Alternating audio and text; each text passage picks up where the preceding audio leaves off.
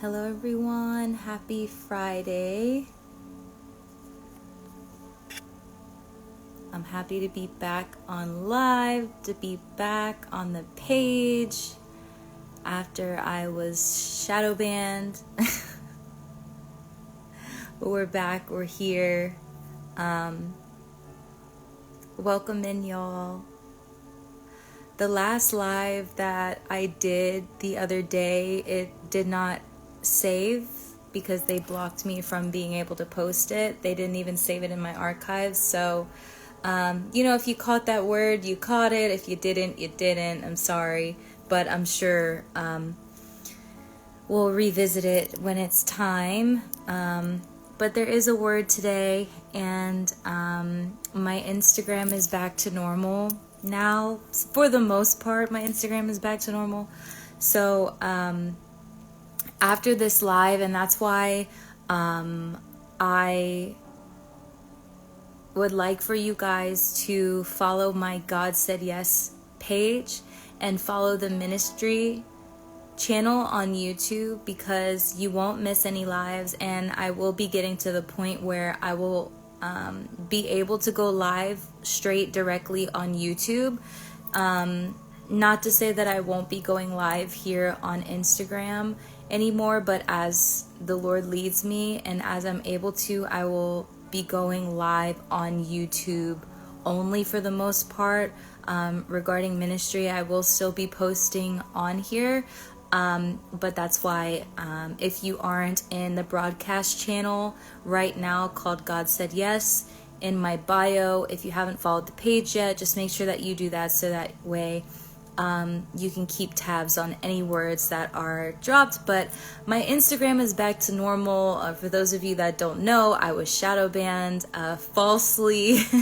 I don't know if I think Instagram was reporting me themselves, not someone, because they were telling me that the content didn't meet their guidelines, which we know that's a lie.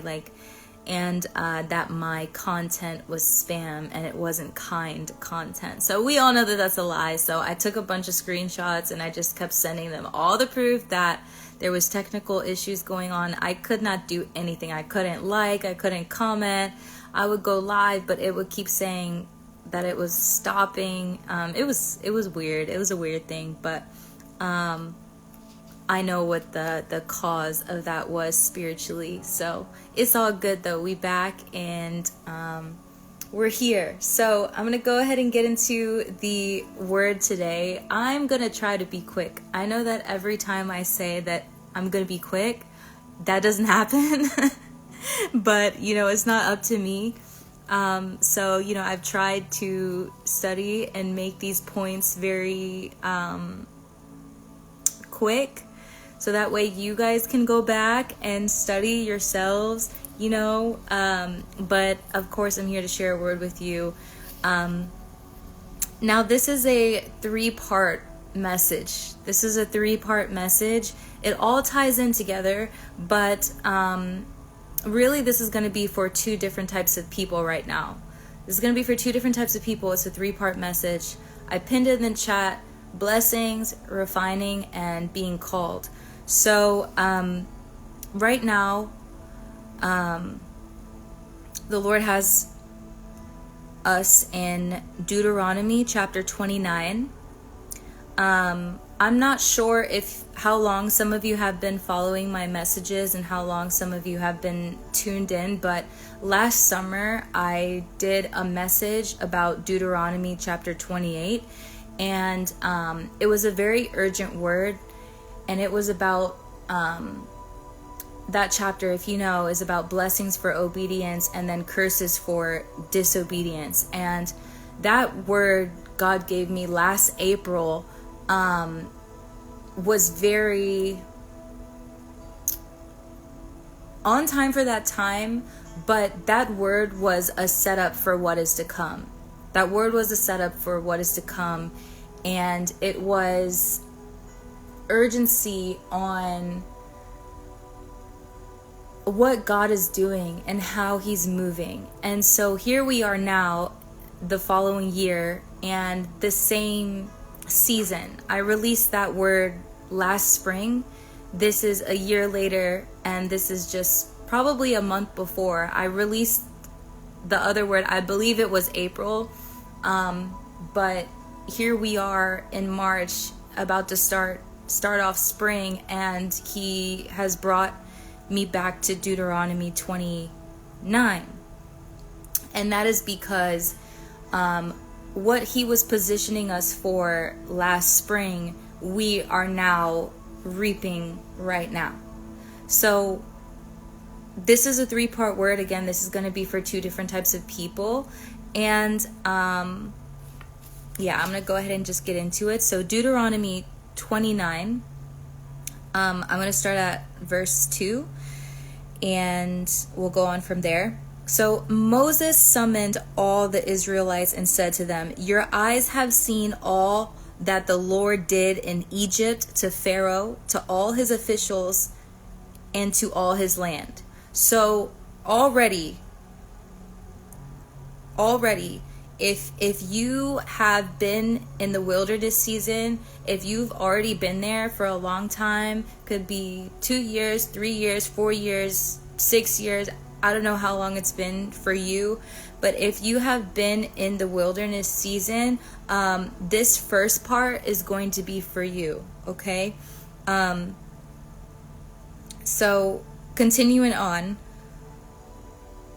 I'm going to start over. So Moses summoned all the Israelites and said to them, "Your eyes have seen all the Lord did in Egypt to Pharaoh, to all his officials, to all his land in the wilderness," okay? You've seen it all. You've seen it. "With your own eyes you saw those great trials, those signs, and great wonders. But to this day, the Lord has not given you a mind that understands, or eyes that see, or ears that hear." So there may be some of you right now who have went through your wilderness. You feel like there's been some shifts, but you're still not understanding why you went through what you went through at all. Like, you just don't get it. You don't understand, like, if you did something wrong, you're not understanding why you went through what you went through and for so long, and if you're still there or not. So going on, "Yet the Lord says, during the 40 years that I led you through the wilderness, your clothes did not wear out, nor did the sandals on your feet. You ate no bread and drank no wine or other fermented drink. I did this so that you might know that I am the Lord your God." So he's saying here that you were in the wilderness, and even though you weren't prosperous and able to take care of your own, and you had to rely on really only God to help you make it through, you didn't understand why he was leading you to go to certain places, why you endured certain places. He's saying that regardless, he's like, your clothes did not wear out, nor did the sandals on your feet. Yes, it was hard. Yes, you cried. He's like, but look at you right now. You're breathing. You're alive. He says, "I did this so that you might know that I am the Lord your God." He did this so that you can understand who he is. He did this so that you can understand his character. It's one thing to want blessings and prosperity and all the benefits from God, but if you're just set up and you're ready and positioned to take, but you're not really gaining the understanding of who he is and why you have gone through what you've gone through, then essentially you're not really being genuine. You're not really being with him for the sake of wanting to know who he is and being thankful for what he's done for you and the fact that you're still alive. You're basically just trying to use him essentially in a deeper sense because you just want what he has. You just want what he can give you. You don't want to actually know anything else. You just want to be blessed. You just want to be prosperous. You just want that new house. You just want that new car, but you don't you don't really want anything else other than that. Like, you just want to be you, live private. And we're going to go ahead and continue on to verse 9. He says, carefully follow the terms of this covenant so that you may prosper in everything you do. All of you are standing today in the presence of the Lord your God. Your leaders and chief men, your elders and officials, and all the other men of Israel. So at this point, for some of you, he's brought, like, you're coming out of the wilderness and he's already sent you. He started to send you your spiritual family already. He started to send you people in your life that are going to continue and help pour into you so that you can cultivate the whole reason why you went into the wilderness. So he's already been doing that. And this is all for a greater purpose, okay? This is all for a greater purpose, and this is what he wants you to understand. That it's deeper than the blessings. It's deeper than you just getting the house, getting the car, getting the wife, whatever it is that you've been praying about and asking for. It's so much deeper than you think, and this is what he wants you to understand. This message is full of grace, but it's also correction at the same time. Okay? And that's why this is a two-part word. So going forward, he said, you're all of you standing today in the presence of the Lord your God, your leaders and chief men, your elders and officials, and all the other men of Israel, together with your children and your wives and the foreigners living in your camps, who chop your wood and carry your water, the people who are ready to serve you, ready to learn from you, they're just drawn to you. Okay, so there's some people who are already been drawn to you, and you don't realize it. There's some people who are drawn to you. You've been through the wilderness. You're probably still trying to figure out why, how, I don't understand, but God has started to send you people that are you're enjoying learning from. He's starting to send you people that are just drawn to you. Okay? So pay attention. Pay attention. Deuteronomy 29 verse 12. You are standing here in order to enter into a covenant with the Lord your God, a covenant the Lord is making with you on this day, and sealing with an oath, to confirm you this day as his people, that he may be your God as he promised you and as he swore to your fathers Abraham, Isaac, and Jacob. I am making this covenant with its oath, not only with you who are standing here with us today in the presence of the Lord our God, but also with those who are not here today. You going through the wilderness to you probably has really just took you for a whirlwind. I know what that felt like. It was crazy, okay? It was absolutely crazy. But being on the other side, I'm so much stronger spiritually, so much wiser. And the things that I used to want, I don't even want anymore, at all. Like I have completely new desires, completely new vision. Like, the person that I saw myself to be before and when I was going through the wilderness is not the same person that I see myself now. It's completely different, and in a really great way. And not that how I saw myself before was all bad. It's just that there wasn't a deeper purpose to it. There wasn't a deeper purpose to it. I've always had the passion to give, right? I've always had the passion to give. But there are certain principles to giving that are deeper than we think. There are certain principles and laws, spiritually and physically, that we have to abide by, even if you want to do good, because God doesn't want to give us something that we're not ready for, right? So if you're a giver, and you want to give, but if you're operating out of your own self, out of your own flesh, and let's say somebody needs $1,000, they go to you and they say, hey, I'm really struggling right now. I need $1,000. Like, can you help me? You may really want to help that person and go ahead and give it away, and you probably would just do it because you just love to give, right? As a giver, you're just like, yes, here, boom, no problem.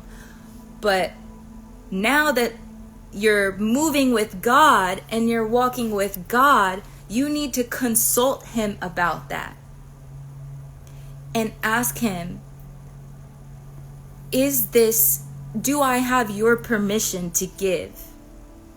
And you're not asking because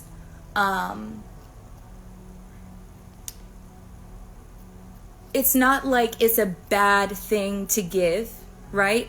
The giving in general is great. It's beautiful. It's awesome. But when you're moving with God, he knows all things, right? So he knows on the other end this person's heart posture. And I'm not talking about the obvious logical black and white reason why you may think that it might not be okay to give, which would possibly be to you that, oh, maybe they're just trying to scam me, and maybe I just need to talk to God and then he'll let me know if they're just trying to scam me, if they have bad intentions. That's not what I'm talking about. What I'm getting at is God knows the full picture of every person's life. And if he wants to take someone through a wilderness season, if he wants to take someone through for a deeper purpose so that they can be refined, so that the things that are rooted in them, any wickedness, any evil, any lies that maybe they believed about themselves that are not true, there's a process that he wants everyone to go through. And so you giving them, let's just say for this example, you giving them that $1,000 that they're asking you for, maybe God doesn't want you to give them that much or none at all, right? But and the reason for that is because if you give that to them, maybe that's not going to help them learn how to rely on God. Maybe that's not going to help them learn that they can actually push through this. And maybe pushing through that will help unlock the things that God has put inside of them that needs to come out for a greater purpose beyond their household. So the wilderness season, when God leads you there, when God is the one that calls you out, just like Abraham, leave your father's house, when he's the one that tells you to go, you have to understand that no, it may not have felt good at all. Trust me, like I know. And the situations were not favorable, and the experiences and the types of people, and maybe there was a lot of betrayal and a lot of lies and a lot of people tearing you down during that wilderness season. Maybe you just went through like absolute hell and you're just like, what? And you felt spiritual warfare that was just like, what? And you're crying out to God like, what is going on? But then there were also times where you felt so much deep peace by yourself, and it just kind of was either like up here or it was down here. It was up here or it was down here. All of that was to refine you. And like the Lord said, I did this so that you might know that I am the Lord your God.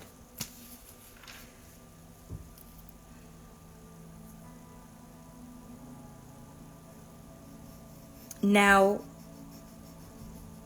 that was the first part, okay? Is for you to know that what you went through and what you have endured was all by design.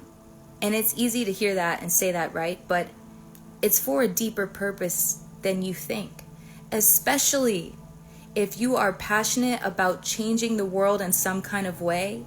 If you have been given a desire that wants to change the world, impact your community, even your family, you know what I'm saying? Like if you want to see your family grow in a way that's beyond monetarily, okay? We're not just talking like financial, like I'm saying spiritually. Like if you really genuinely love God, you've always loved God, you just want to give, you want to pour, you want to be able to invest into people's visions, like you're going to have to go through a process, because you have to remember that this is not just people. It's so bigger than giving. These are God's children. We are God's children. These are precious souls.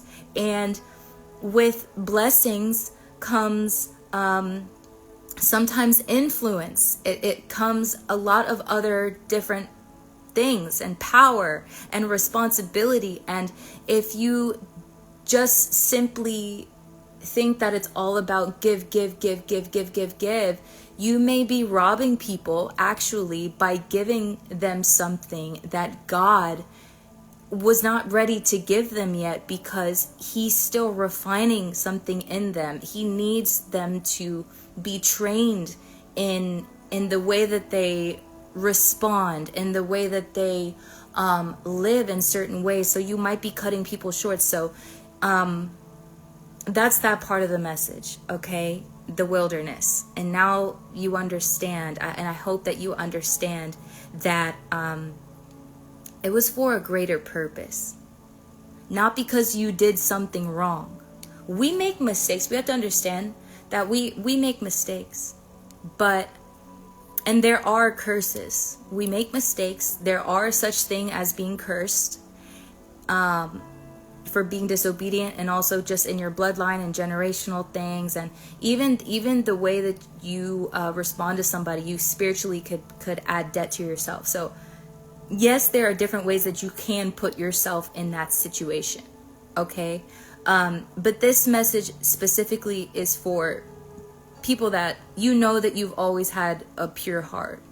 That doesn't mean you didn't make mistakes, but you've always had a pure heart and have genuinely loved God. Okay? So that was that part about the wilderness, okay? Going on to the next part. For you that are coming out of this wilderness, okay? And this part is not for everybody. So please take everything back to God.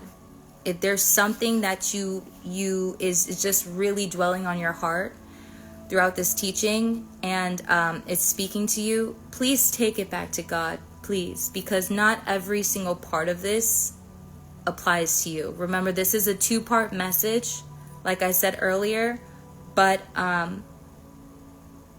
just take it back to God, okay? So this next part here, some of you that went through the wilderness, right? You know that there's been a shift.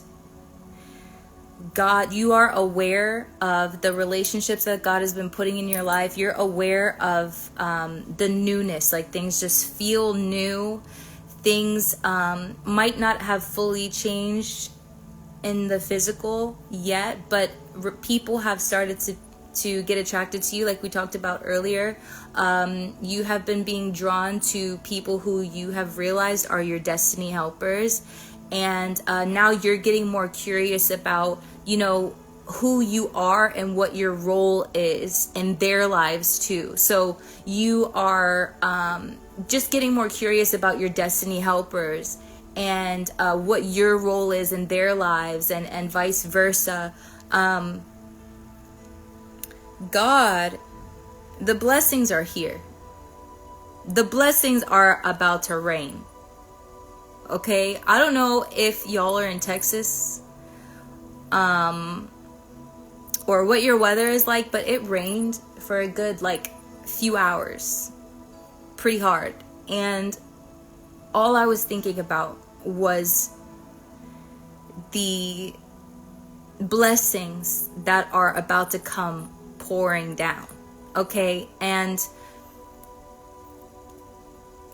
again, there are people who have been through a wilderness season for a while. And it rained in Georgia too? Okay. There are people that have been waiting on the Lord patiently doing everything that he's been telling them to do, and they're just eager and they're ready and they're hungry and they're ready to go. He is about to rain blessings down on you. But, yes, it is very exciting. But you cannot forget the wisdom that he has given you through the wilderness season.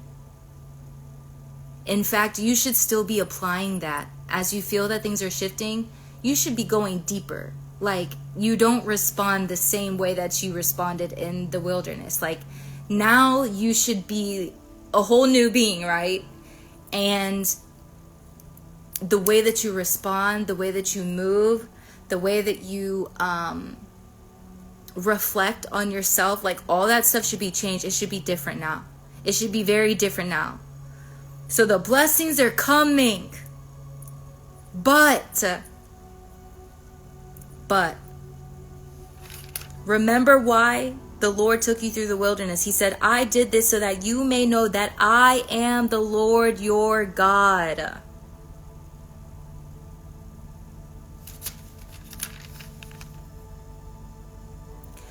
Don't get all the blessings. Don't receive all these things and then start worshiping the gods of this world. Don't get all the things that he's been saying that is coming, and then you forget. You make your blessings an idol. You go back to what he set you free from. You start moving out of ignorance and no longer in wisdom. You start partying, you start going crazy, you start doing this, you start doing that. Then you start letting all your guards down, your boundaries down.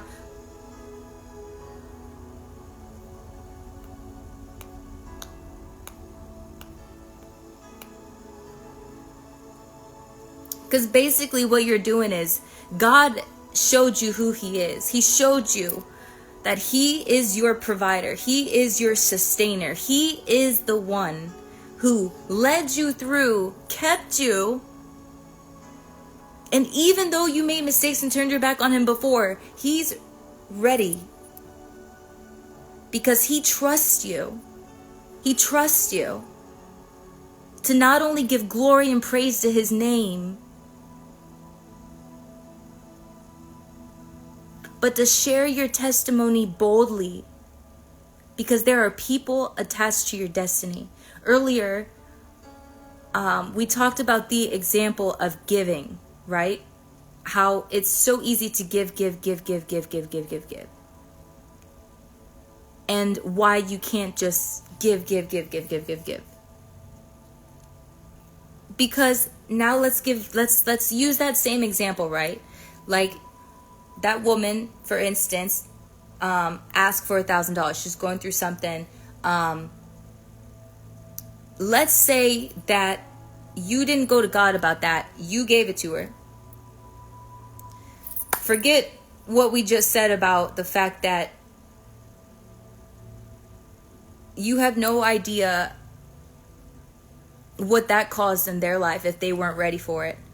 But what if the Lord takes you now, wanted you to use that $1,000 to sow a seed, or to start a new idea? What if it was something that was going to elevate you spiritually and physically, but because you didn't include him in on what you are doing with your money, that now you not only robbed someone else of their growth with God, but you also robbed your own self of your own growth in spirit. Because maybe somebody was going to come up to you with an opportunity, and maybe you needed that $1,000 to get it going. That's all you needed, but you couldn't. Because you carelessly, without including God in it, just gave it away. So when God blesses you, This is not me saying like not to enjoy it, not to rejoice to God.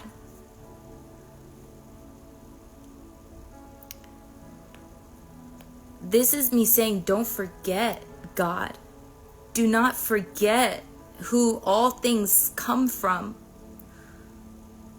and what all things are for and why we were created. Don't forget the true purpose of it all.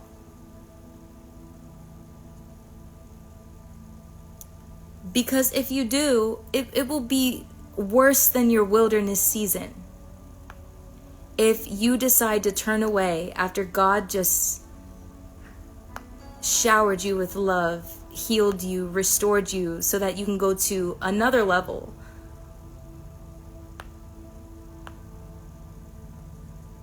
For you to go just worship another God.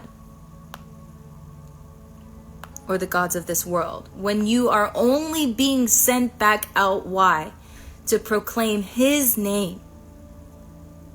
His name. Deuteronomy 29. Verse 18. Make sure there is no man or woman. I'm sorry, guys. I'm gonna skip that one because that's the second part of the message. That's the second part of the message. I'm sorry. Deuteronomy 29, verse 19. When such a person hears the words of this oath, and they invoke a blessing on themselves, thinking, I will be safe even though I persist and go on my own way, they will bring disaster on the watered land as well as the dry. The Lord will never be willing to forgive them. His wrath and zeal will burn against them. All the curses written in this book will fall on them.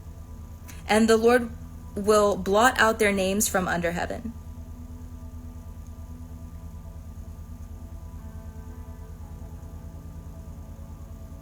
Your children who follow you in later generations and foreigners who come from distant lands will see the calamities that have fallen on the land and the diseases which the Lord has afflicted it.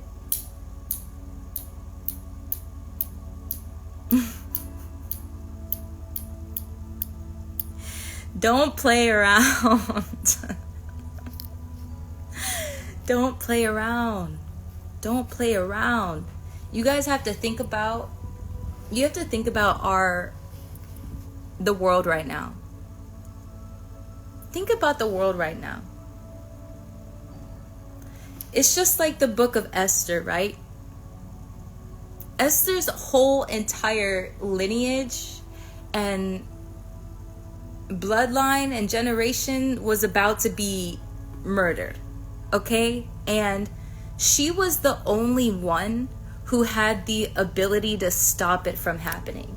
But she had to put herself at risk and go before the king, her husband, her king.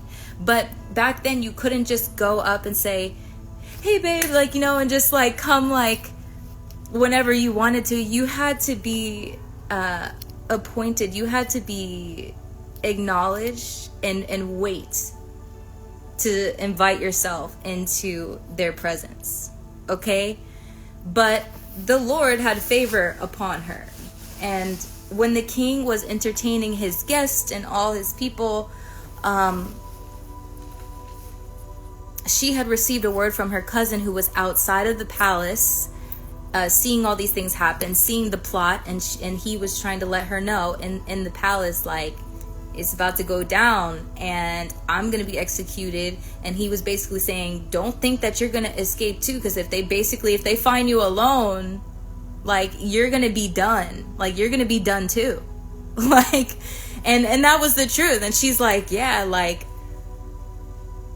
but she knew that she was putting herself at risk by trying to get into the king's presence. And she was like, I could die. So she was like, all right, everybody in the palace is going to pray. We're going to fast. And she got strategic. And followed the word of the Lord. She didn't just think of these things. Like, We have to remember God is always present. Follow the word of the Lord. Everybody's praying. Everybody's fasting. He strategically gave her a plan.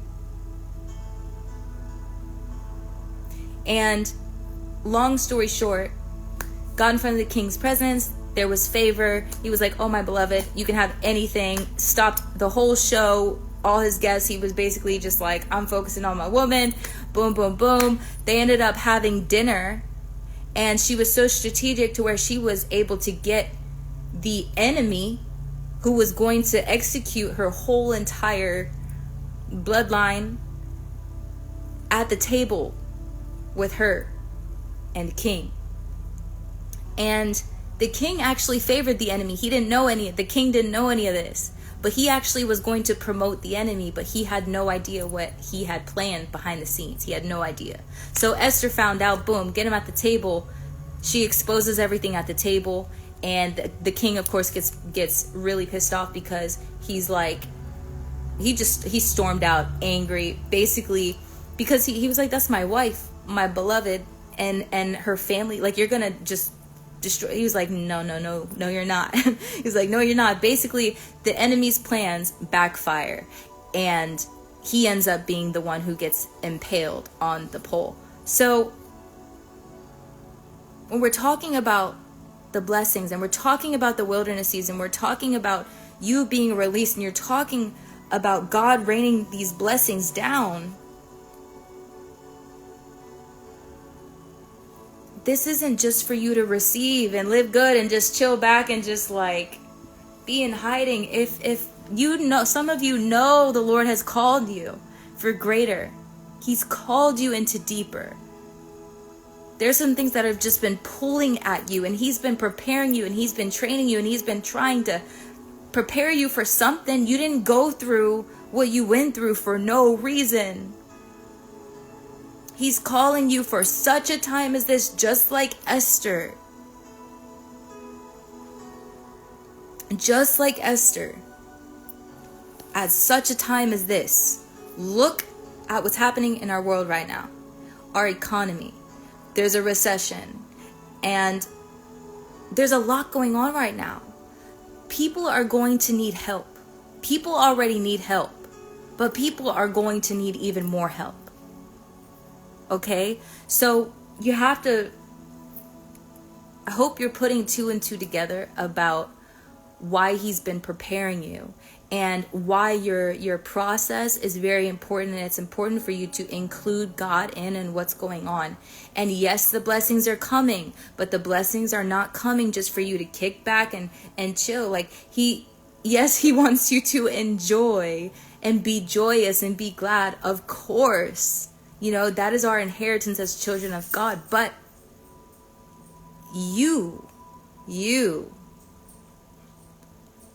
some people, I gotta find the scripture, but some people were created for special use and some people were created for common use. God uses both.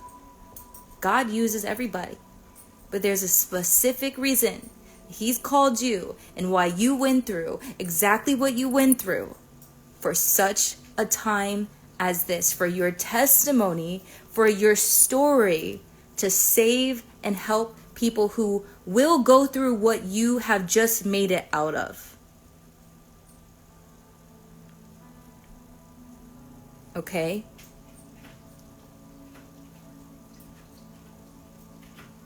Now, there's going to be a refining. And there is a refining already happening right now. I keep hearing final touches. That's what I just keep hearing. Final touches, final touches, final touches, final touches. That's what I just keep hearing. Okay? So he wants to make sure. Now we're going to go into the next part. I believe that this is the last part. Deuteronomy 29 verse 18. Make sure there is no man or woman, clan or tribe among you today whose heart turns away from the Lord our God to go and worship the gods of those nations. Make sure there is no root among you that produces such bitter poison. he's saying like right now, and he's going to help you do this, but it's very important for you that know that something new is happening and something has shifted. It's very important that you still continue to seek God. Like, don't get caught up in the blessings, because when you get the blessings, guess what? You might not ever go through a wilderness again, but you will go through trials. You will go through tests. You will go through things still. And especially now that you're moving into your calling and your destiny, you're going to experience some things. But you always want to continue to go to God so that he can continue to refine you every day, even when you're blessed. Even when you get everything, you start to get everything you've been asking for, you want to continue to go to God every day and check your heart and check your mind and check yourself. Like, if you notice that you've been reacting a certain way and it's consistent, it's like you need to check that. Because the last thing God would want is to bless you, but you still have a root of bitter poison, but you still have a root of anger, but you still have a root of selfishness or pride. Because, again, your life is attached to others that are appointed to be led by you, that you are going to come in connection with. Destiny helpers, people that need you, and some people that you are called to lead, okay? But if you're not addressing those roots with God, being honest, being vulnerable about however you feel about this process, about how maybe you still can't stop thinking about something, or like lay it all out right now. Because what does increase do? It exposes what's inside already. It exposes and highlights what's already there. No, we're not perfect. No, we're not going to be perfect. Nobody is. But the things that you don't have strength to overcome, and even the things that you think you have strength to overcome and withstand, we need to be giving them to God still. Don't get to the point to where you think that you don't need him now. So, we talked about the wilderness season. We talked about how it's really deeper than you think. And we talked about how the blessings are coming. And the reason why some of us have gone through that. And if people are being drawn to you and you're starting to ask different questions than you ever have before, it's because you're being called. You're being called to go higher, and you're being called to lead people. And leading people is no joke. I mean, you look around right now, we see a lot of influencers, we see a lot of celebrities, but a lot of these people are not leading people the right way. They're leading people farther away from the truth, farther away from God and who he actually is. Like, there's a huge veil, and it's very easy to be influenced. And so this is a responsibility, because again, like, this isn't the way. It's not the way. And God is ready to send those who he knows that he can trust to get the job done, to continue to raise up others that are going to continue to stand on the truth, on the truth, on the truth. So, this is the last part of this message. And, again, this is just about your heart posture for those that are being called, and everything is coming together to make sense. Like, it's all about to make sense. It's all about to make sense. Okay. Romans chapter 11. This is the last part. Romans chapter 11, verse 11. 11:11 in the Bible. Again, I ask, did they stumble so as to fall beyond recovery? Not at all. Rather, because of their transgression, salvation has become, or has come to the Gentiles to make Israel envious. But if their transgression means riches for the world, and their loss means riches for the Gentiles, how much greater riches will their full inclusion bring?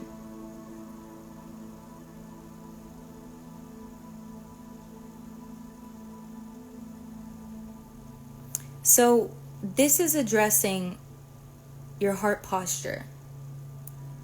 Those that he's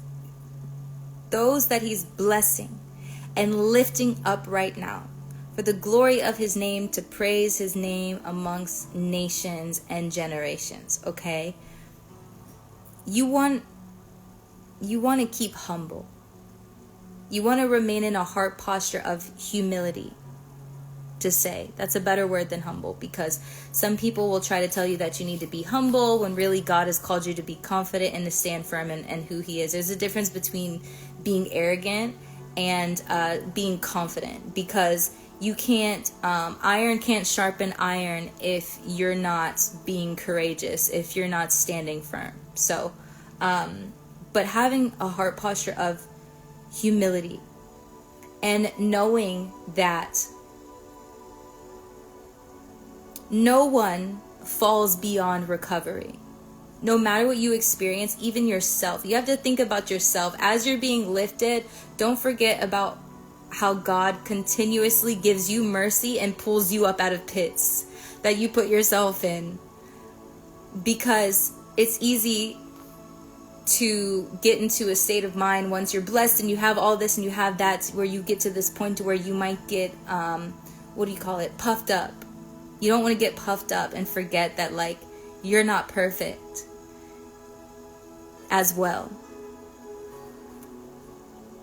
So always know that anybody that you experience that is going through things and experiencing trials, and maybe they're with the Lord or they fell and maybe they're just trying to come back, if he's calling you into leadership, if he's the one calling you to guide these people and lead these people, of course you want to have boundaries, and the Lord will teach you how to do that in that new position that you've never been before. The Lord will teach you how to have boundaries. He will teach you where to go, what to do, as long as you continue to include him. But the moment you try to take matters into your own hands and you just push people away, just without consulting with God, you can really put yourself in a place of selfishness and pridefulness. And again, you don't want to do that. You don't want to get there. You just went through a whole training process. You don't want to have to go all the way back and then just have everything taken away, and then you're going to have to recoup it again. You don't want that. Okay? So, I love this scripture in Romans chapter 11:11, because he's saying that the root of who they are, even though people make mistakes, the root of who they are is holy. And going on to Romans 11, verse 17, it says this, and we're about to finish up. If some of the branches have been broken off, and you, though a wild olive shoot, have been grafted in among the others, now share in the nourishing sap from the olive root, do not consider yourself to be superior to those other branches. If you do, consider this: you do not support the root. And what was the root? Holiness. But the root supports you. So he's saying, don't get puffed up and think that you're just doing this all on your own now. He's because the moment you do that, the moment you will realize that you're not the one supporting everything that you've got. He's the root supports you. He's that's me. That's all me. So he's check yourself. And he's saying, you will say then, branches were broken off so that I could be grafted in. Granted, he's saying that a position was made open for you. And that position maybe was made open because somebody wasn't doing what they were supposed to do. So he's moving the pieces around. He's that's true. But they were broken off because of unbelief, and you stand by faith. Do not be arrogant, but tremble. For if God did not spare the natural branches, he will not spare you either. So basically he's saying that yes, some pieces may have been moved around for you to, get here, because somebody was there. They didn't pull their end of the bargain with God, and but he's saying that he pulled them out so that you could be there. But he didn't pull them out forever. There are people who are being refined right now, and there's still some people who, even as people are being blessed, there's still some people who still need to go through some refining, and that's okay. Everybody has different processes. But this is what he's saying. He's like, don't think that just like how they were cut off and went back into refining, that I won't do the same thing to you. So he's just saying, be kind, have humility, and the blessings are coming. I know that was a lot, but I hope that you got the gist of this word. I encourage you to watch it back if any of this resonated with you, as you're able to, and talk to God, meditate on it, talk to God about it. If you want to study Deuteronomy 29, and also study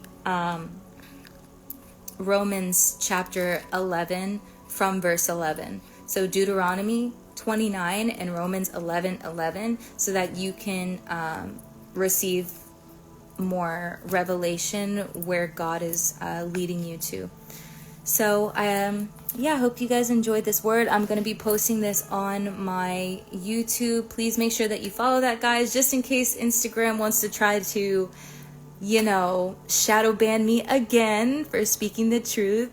Just in case any of that nonsense happens again, make sure that you follow my Instagram page, and most importantly, follow the YouTube channel that is in the bio. All of these messages will be posted on the YouTube channel. I'm going to find some of the old words that the Lord had me share last year, and I may start putting those on there, because this actually ties into what he was preparing for last spring, where I talked about blessings for obedience and blessings for disobedience. So God's word fulfills, okay? And this is just one of the many forms of proof of that. So, it's all up to you how you receive the word of God. If he's sending you men and women of God to pour into you, to break things down, it's up to you to believe whether or not, it is your time, whether or not, he's speaking to you, and you'll feel it. A lot of times you will know, and it will resonate, and it will confirm, because he's already been speaking to you about it, or you've already been thinking about it. But if he's sending you someone and it confirms, God is speaking. And the last message I talked about was 7 ways that you can encounter God. If you haven't seen that, you might want to check that out too, so that way you can keep a lookout when he's speaking to you, because this is divine direction. But you also want to take any word back to the Lord. Whatever you receive, you always want to pray about it. And you don't ever want to take a word and it's like you think it's your time, but it's not your time, and it's like God still wants you to so refine, be in refining by him. Know that everything comes from him. Everything, blessings, the refining. You can't heal yourself like you think. A lot of people say, self-love. Yes, you can love yourself, absolutely, but you can't heal yourself in fullness like you think that you can. God knows the root of all things. He, again, like I shared in my last message, which you can go check it out, 7 ways to encounter God. God knows where the curse came from. He knows how to uproot it, what it's gonna take, what you should pray about, what you should say, how you should move, who you should connect with, who you shouldn't connect with, because he knows the full picture of all things. So keep that in mind this season, and sit with the Lord and ask him, to speak to you. And anytime you feel emotions and stuff, that they're the same things that keep happening and keep coming up, talk to God about it. Stop ignoring it, shoving it down, trying to handle it on your own, because again, our God is supernatural. He knows where it's coming from. He is the solution. He is the solution, and he will help you turn it all around so that it can all work together for your good. So God bless you. Goodbye.